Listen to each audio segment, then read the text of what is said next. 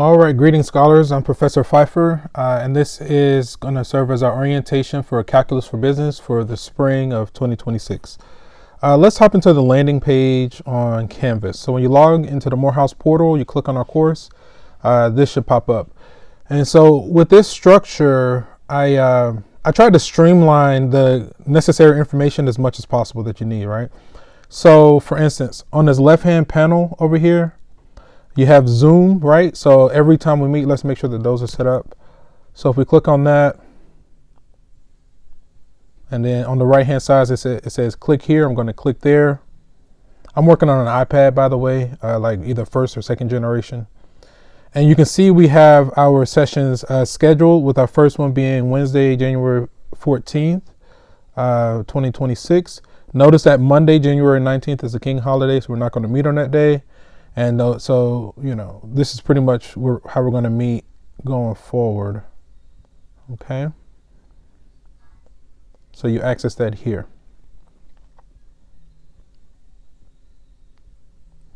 Okay. So that's the Zoom. The modules basically takes you to this screen that you see here. And the syllabus, you see it under the announcements on the left-hand side. So other pertinent information. In this main module here, you have my office hours. Let's go ahead and open that up and take a look at that. I guess I think we need to download it. Okay. And my office hours are Mondays from 9 a.m. to 1 p.m. Via Zoom that you see this 810-871-9458, either that Zoom number, or I think my office might be in Dansby 201. That's to be determined. So in either case, you can contact via my office cell phone. So it's just like a Google text number. You can call or text at any time.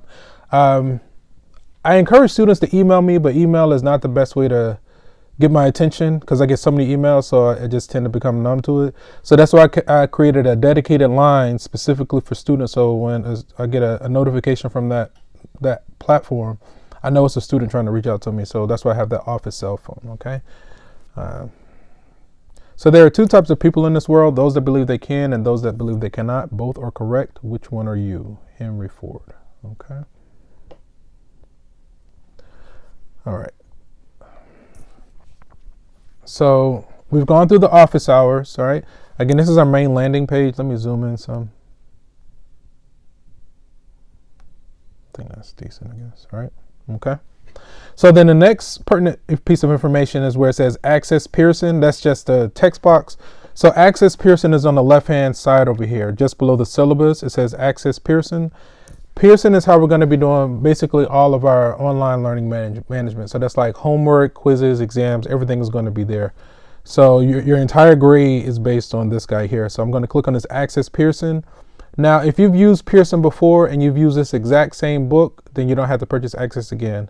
Otherwise, you do have to purchase full access. I think it runs about $120, give or take.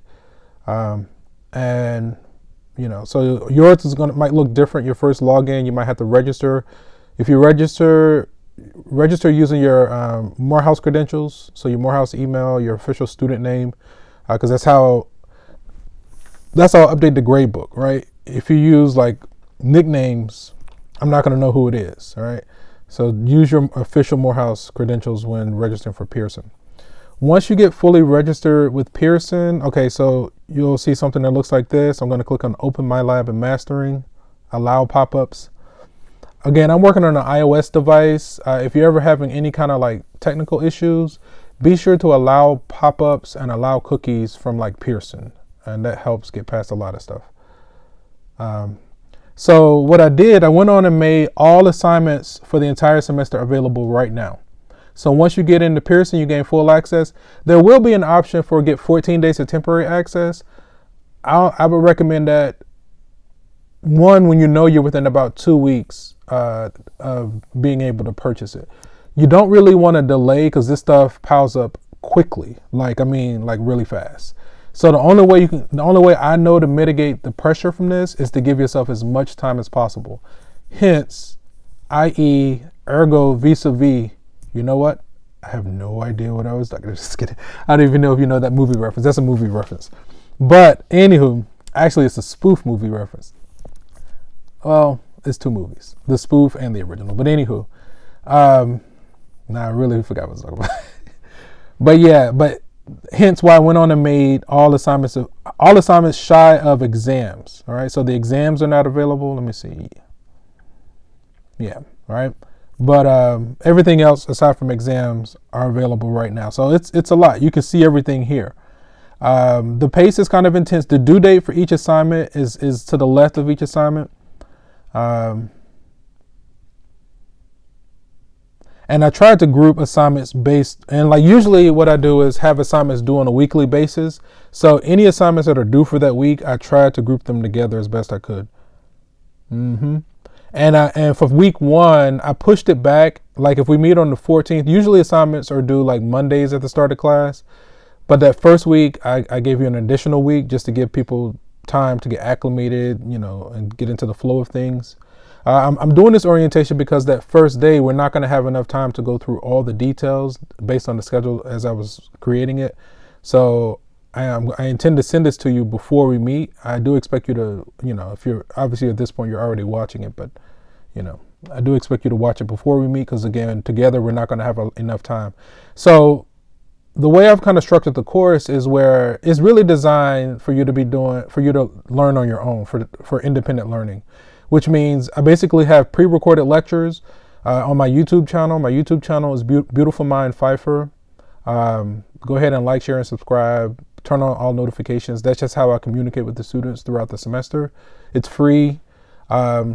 And basically with those pre-recorded lectures, anything that I want to say in a live lecture, I've already worked out all the details in the pre-recorded lectures. So when we're live and in person, we're going at our pace, but anything we don't cover together, I do expect you to use my pre-recorded lectures, right? Hence why I'm making this why I'm making this orientation, because we don't have enough time together. So I was like, well, let me do a dedicated video to this topic, and then that'll free up some of our time together. So this is intended to be independent. Also, it is a good idea to collaborate. It's highly encouraged. Like if one of you all want to spearhead a group me, and work together, go ahead and seek out the tutors. The tutors can definitely help you with this. The mathematics tutors, you've already paid for them. It's included in your tuition. So you might as well, get your money's worth and go ahead and just seek them out like off the rip and try to get them going. I want to say like it's a heavy course load. It's simple, but it's not easy. It's simple because everything that you're responsible for the semester is here, but it's not easy in the sense of time management.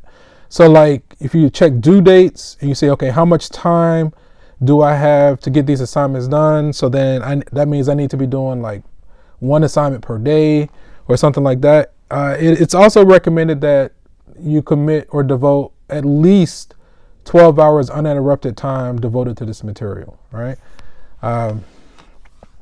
That's at a minimum. That's on a minimum line or whatever. Okay.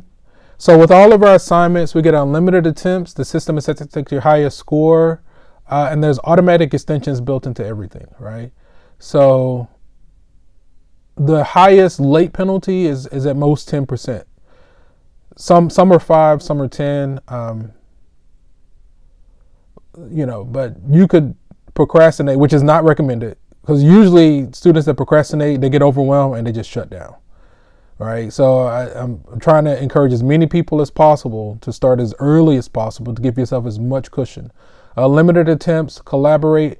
Really the intent or the design behind the way I structured this, like basically what it is that we need to get through chapters 1, 2, 3, and 4 in 16 weeks, all right? So we basically have a month per chapter, give or take. But what happens is that the pace initially is a little bit accelerated, which can kind of be a little bit overwhelming. There was something else I wanted to say, but it kind of slipped my mind. Anywho. But yeah, just you want to give yourself as much cushion. Oh, so yeah, we're trying to get through 4 chapters. I'm not trying to be super rigorous, right? I'm just trying to encourage as many of you to learn as much as possible. And then, collaborate and do what you need to do on the back end. You can kind of milk the whole unlimited attempts and nominal late penalty, at most a 10% late penalty. So you can submit things late and still earn a 90%. Some of the late penalties are even less than that. But just do your best to try to learn as much as possible. With this being a calculus course, we have to we have to get through integration, which is chapter 4. And so, and you'll see where we have a tentative schedule. I'll show you the schedule on the syllabus momentarily. But yeah, I think that's the meat and potatoes. Notice that with those quizzes, they have a prerequisite. Let's open up a quiz real quick and see what the prerequisite is. Before you can work on any remaining attempts on this assignment, you must receive at least a 50% on the corresponding homework, right?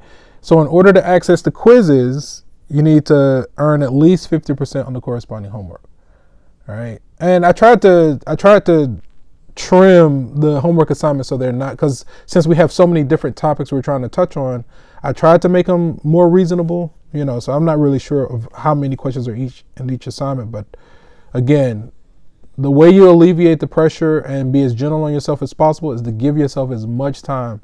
Make a plan, take some action, all right? Those are the things that are needed. Okay, so that's Pearson. So let's get back to the digital campus, to Canvas. So we talked about the office hours. We talked about our assignments through Pearson, how to access it.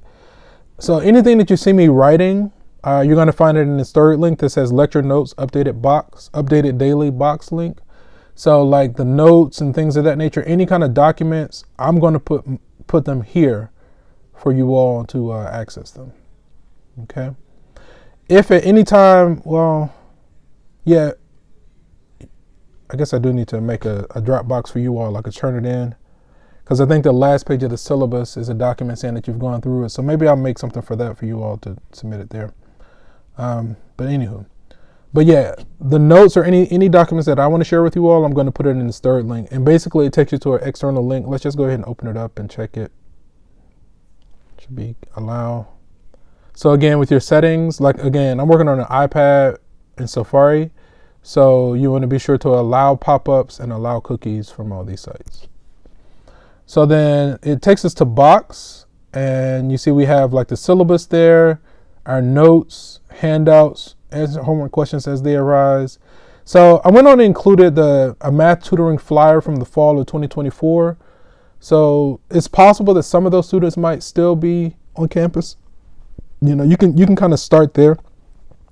If you're trying to connect with the tutors, you have to reach out to the mathematics department and say, hey, I'm trying to connect with the tutors, and they'll give you instructions on how to connect with them. Again, I cannot stress enough, you want to seek them as soon as possible.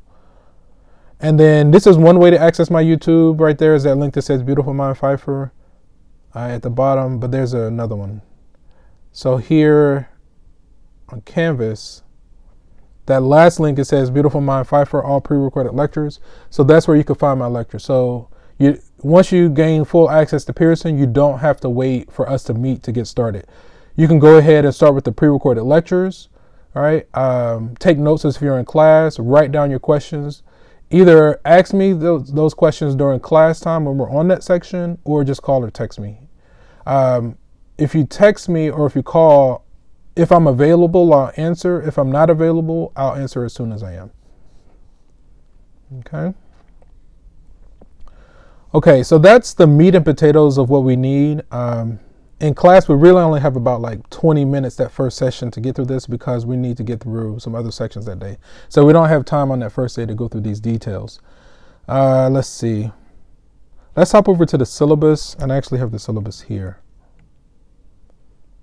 Okay. So again, this is Calculus for Business, HMAT 160, Section 3 for the spring of 26 with the CRN 48433. Again, I'm Mr. Pfeiffer. My email is there. There's my office cell phone. Okay. This personal meeting ID is for my office hours. For our sessions, again, you use that Zoom link as shown in Canvas. Okay, we meet Monday and Wednesdays from 6 to 7:15 from January 14th through May 8th. May 8th is the end of the week of finals. All right, so that's that Friday at the end of the week of finals. That Friday, May 8th at 11:59 p.m., that serves as the hard deadline. Well, Yeah, that serves as the hard deadline for all assignments, right? So, I said there's an automatic extension built into all assignments. Well, that's the hard deadline, because shortly thereafter we have to calculate final grades and submit all that information. So I can't let anything linger past that point. Again, this is if you want to join my office hours, but just call or text me and we'll work it out. Again, my office hours are Mondays from 9 to 1, other times by appointment. Just call or text my office cell phone, and maybe send me an email just to have it on file or to keep it on record. But to get my attention, just call or text.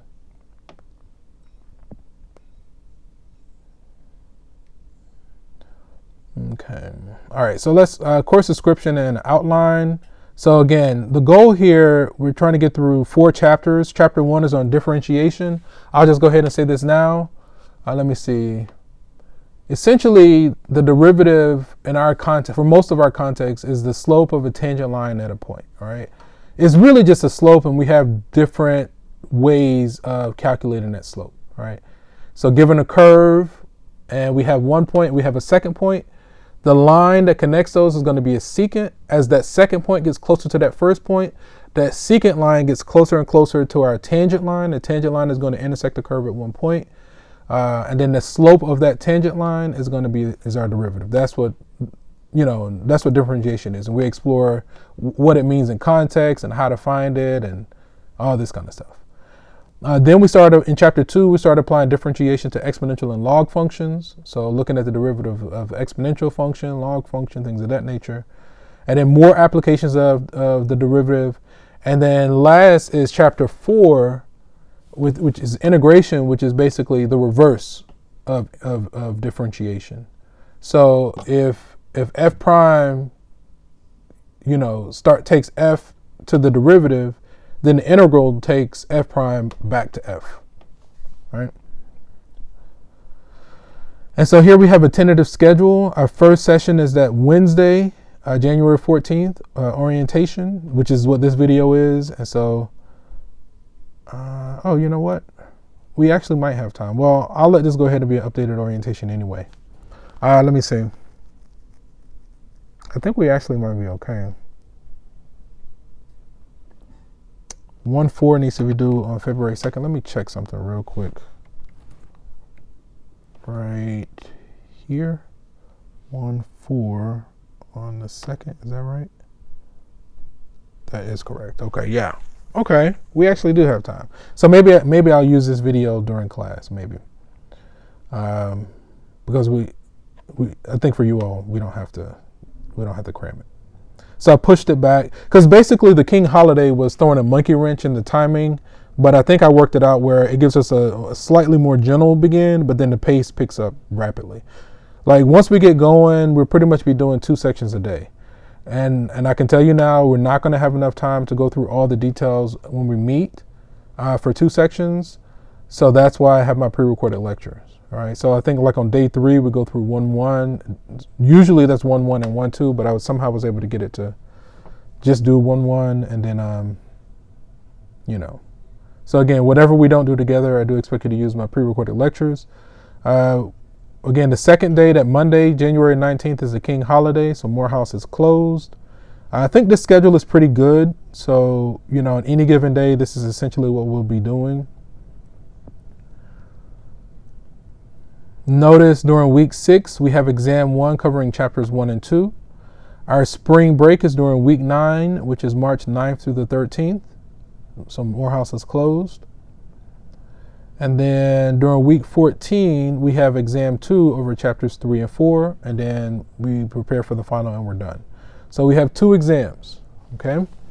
One extra credit opportunity I do tend to offer is at the end, your overall MyMathLab score. If I can do this, I don't mind doing it, where I'll take your overall MyMathLab score and scale it so that it counts as 10% of your overall score. So what that means is that you can potentially earn 110% out of 100%. So that's just a boost, right? That's a simple bonus that, I'm comfortable doing, that, it's fairly simple to do. I've tried to automate as many processes like the grade book should update automatically as you complete assignments. Yeah, I think everything should be automated, right? And so unlimited attempts on everything, even exams. You'll notice the exams are going to be a little different than the homework and quizzes, but you can kind of work it. I guess we're not using Blackboard anymore. That needs to be Canvas. So the grading rationale, we're going to have 2 exams worth 30% each. So the exams is going to count for 60% of our overall grade. Homework and quizzes count for 15%. So the homework and quizzes, those are really like practice, and it's a lot of work but minimal points, but it's probably the most important thing because you can't really do the exams without, the exam, all it is just I pull questions from the homework and then just put it in like a more proctored environment or setting. And so if you know the homework, then you'll pretty much be ready for the exams. But if you don't know the homework, then you're going to have a harder time on the exams. And then the final exam is worth 25%. Let me see. That puts it, so 40, 60, yeah. The final exam is cumulative, so from the beginning to the end. But kind of by default, mathematics exams are cumulative by default because all I have to do is ask something from the end and it draws on concepts that we've been talking about the entire time, okay? Again, I cannot stress this enough. Highly recommended to collaborate, seek out the tutor like ASAP, make use of my office hours. The material is digestible, but you have to be proactive and you have to make a plan. All right, this is not really intended. You can't really learn by being passive. You have to be active. It's like, and when I say passive, like listening to me is not really going to get it. It's not until you sit down and you actually do it. Given the question, you arise to the answer, then you check to see if the answer is correct. If you can't get the correct answer, then sometimes you can start with the answer and try to work backwards and say, okay, well, why is that the answer? Okay, now let me try another one, right? You have tools that you can use to create like mock exams and practice. And, the way you really learn this is through practice and exposure, not by like avoiding and running, right? Grading scale, basically 90s are A's, 80s and B's, 80s are B's, 70s are C's. Officially passing a course at Morehouse is a C or better. C minus or lower than most programs are going to have you take that course again. So again, homework is the most crucial item. It has a lower weight, but again, it's the most important item. That's where all the learning occurs. Again, we're going to have 2 exams and a comprehensive final. Makeup, again, you don't really have to worry too much about that. All assignments have an automatic extension. So as long as you get everything submitted before the end of the semester, you're good. Please do not procrastinate. I cannot stress this enough. That's like shooting yourself in the foot. That's it. You can't really procrastinate on this. So if you have like a bad day or something happens, you don't have to request for an extension. It's automatic. If it's past the due date, then it should be at most a 10% late penalty. So if you submit something late, that means the highest you can earn is like a 90%. Sometimes it's 95%. So important dates, we have that's supposed to say the MLK, not Labor Day, but that's supposed to say the King holiday. So the 19th, Morehouse is closed. Spring break. We have the withdrawal policy. The last day to withdraw from the course is Monday, March 30th of 26. The last day of class is Wednesday, April 29th of 26. The reading period is basically that Thursday and that Friday after that Wednesday. And then final exam week is the week after that first full week of May. Notice that Friday, May 8th is our hard deadline for all assignments, right? So that's the latest that I can accept assignments. Beyond that, because shortly thereafter, I have to calculate final grades. Usually during that week of finals, I wait for that Friday. And then I usually honestly wait for the following Monday. I wait all the way. I let the weekend kind of play out and let anything stragglers and things of that nature kind of get in. And then Monday morning, like in the middle of the night, I'll go ahead and calculate final grades. That's usually when I do that. So students are expected to attend each class meeting. Students with more than 2 unexcused absences will be referred to the Office of Student Success and may be administratively withdrawn from the course. So basically what this is saying is that we're allowed up to 2 unexcused absences. No, you don't have to like do any excuses or anything, where everybody gets 2, right? Once you hit that third unexcused absence, then you may be 3 or more. Then you may be administratively withdrawn. You may or may not be able to get back in the course with or without a refund. You may or may not be able to get a refund. All right. More than likely, with Morehouse being a business, they're not going to give you a refund. But stranger things. All right. If you need any special accommodations, that's fine. I really would have preferred for that not to be that way. Matter of fact, let me do these updates, these edits that I've noticed. Labor Day, that needs to say what? MLK Day? Okay, that's fine. And then I just want this kind of like that. Let me check one other thing. Yep, I knew that was going to happen. Okay, and then right here. One more. Oh, so that means I got to go back here. Okay. All right, let's go back to the view. Looks good. All right. So yeah. So I guess I need to, I'll put these in the proper locations once we're done. But yeah, if you need any special accommodations, you just contact, so the SAS at Morehouse, all right, Student Accessibility Services Center. And they'll give you a letter that you can give to me discreetly so that we can make sure that you're accommodated. Okay. Equity, inclusion, EIB, and belonging at Morehouse. Counseling.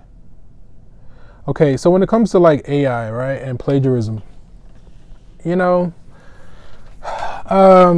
mean, honestly, we can't stop you from using it, but just, I can't stress this enough. Like, again, the way the intent behind the design or the structure of this course is not super rigorous. We're remote. You get unlimited attempts, a minimal late penalty. My idea is that I'm really just trying to expose you to this information. It's great that like AI can do this stuff, but like sooner or later you're going to find yourself in a proctored environment where you're not going to have access to that stuff, and you're going to be responsible for this information.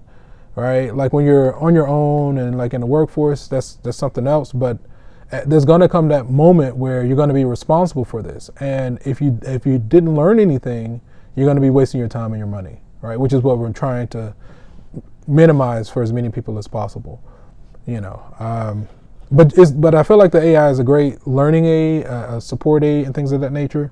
And as humans, we kind of need to the whole AI discussion is interesting because AI within and of itself can only do but so much, and I know that's the whole thing behind it, is that it's becoming AGI as super AGI or super GI or something like that, general intelligence and super general intelligence, and this fear of singularity where the AI becomes smarter than the humans. But I really don't think it's doom and gloom. I know it can go one way or the other way. It could be doom and gloom, and it could be like, the other track I keep seeing is that the AI could serve as a protector or like the ultimate support or whatever. Kind of like Jarvis, right? And Tony Stark. So, I think within and of itself, it's only going to do but so much. But when you couple AI with like human ingenuity and the human spirit, like a lot of beautiful things come out, there's a lot of power that comes out. And so, yeah. So anywho, also when it comes to plagiarism, it's just not worth it, right?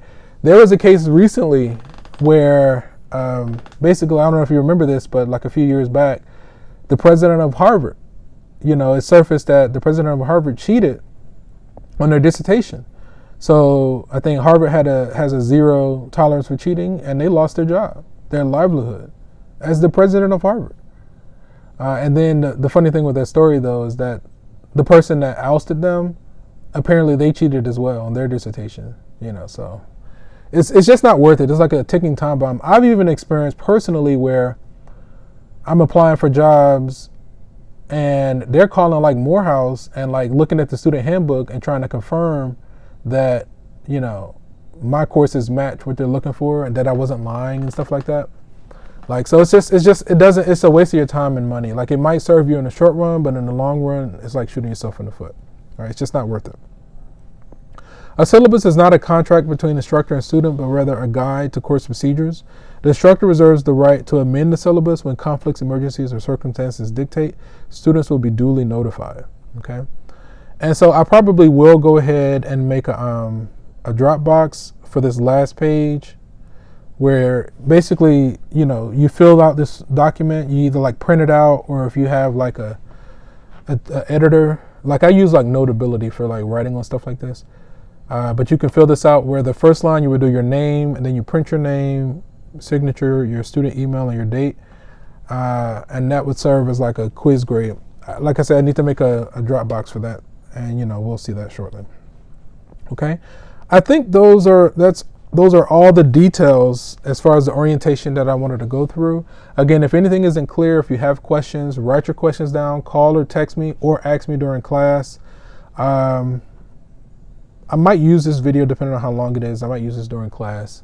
But this also serves as like an updated orientation, because I noticed that, like, you know, some of those orientations were outdated. So I was like, let me do an updated one. Okay, and so with that, we're going to go ahead and end the session here. And from one beautiful mind to another, take care and peace.